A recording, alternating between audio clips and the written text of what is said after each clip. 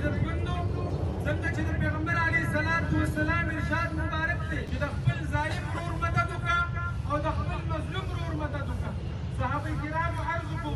یا رسول الله دا د مظلوم مددګار خو په پوهه کې راځي د ظالم په څه رقم مدد وکړو. پیغمبر علیه الصلاة والسلام ورته وفرمیل چې د ظالم ورور مدد داسې وکړه چې دا د ظلم نه منې کړه. نن چې دا څومره مسلمان نور دلته راجمع شوی دی صرف او صرف په دې جذبه او په فکر چې دا ظلم کوم روان دی د دې خلاف ودرېږي، د دې تپوس وکړي، د سرکار نه هم تپوس وکړي چې بای په پېښور کې ماته داسې پېښه راپېښېږي، آیا دا سرکار او حکومتي ادارې او دا سیکیورټي ادارې دا په کوم ځای کې وځي؟